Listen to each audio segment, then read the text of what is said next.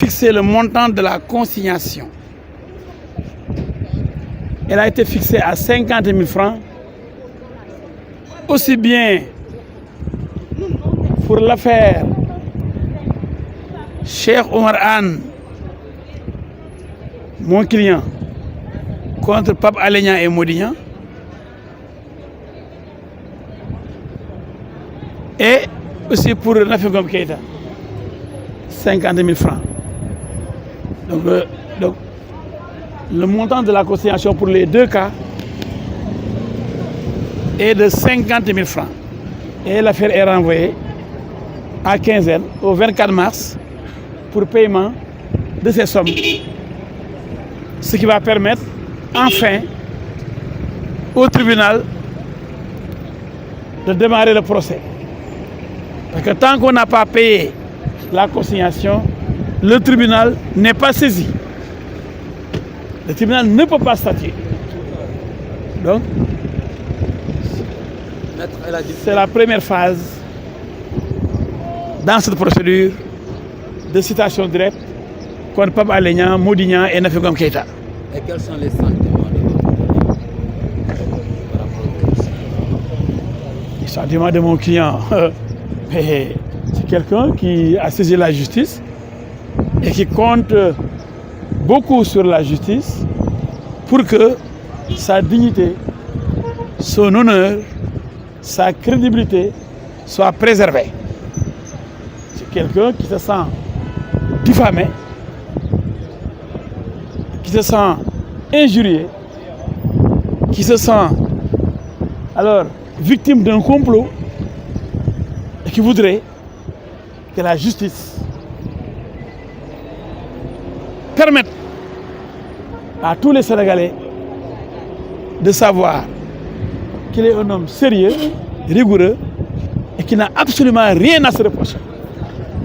Qu'est-ce que vous reprochez à... Est-ce que ce sera une tâche facile puisque Pape Alé Niang est convaincu d'avoir des preuves et il avait donné 10 jours pour amener des preuves.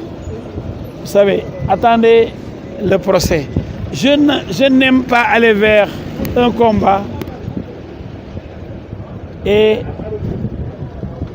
faire ce qu'on appelle le bas-coup. Je préfère quitter le combat pour faire quelques pas de bas-coup. Donc, quelques pas de danse. Il ne faut pas danser avant la musique. Les gens peuvent dire ce qu'ils veulent.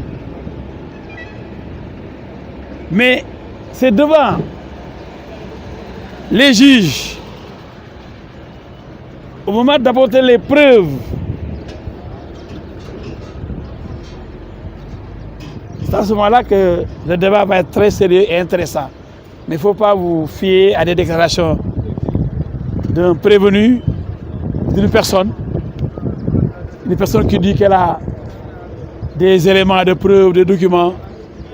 Vous êtes journaliste, vous êtes invité à cette audience. Vous aurez largement le temps d'écouter, de suivre, de collecter les informations, de savoir que, comme on le dit en wolof, c'est facile de diffamer, de critiquer quelqu'un, de le jeter en pâture, de le liquider même, c'est facile. Tant que vous avez des moyens, et de gros moyens de diffusion publique, quand vous avez la télévision, vous avez la radio, vous avez des chroniques, vous avez des journaux, et vous avez des partis politiques qui sont aussi derrière vous. Mais vous êtes vraiment à l'aise. Mais devant le tribunal, c'est autre chose. Ce ne sera pas comme une cérémonie de dédicace de livres. Non, ce sera plutôt une partie d'une finale de Coupe du Monde. Maître, qu'est-ce que vous reprochez à Pape Alé Niang, Mody Niang et Mme Nafi Ngom? Mais d'avoir diffamé Cheikh Omar Anne, d'avoir raconté des histoires, d'avoir en fait dit des choses inexactes sur la personne de Cheikh Omar Anne. C'est tout, c'est ça la diffamation.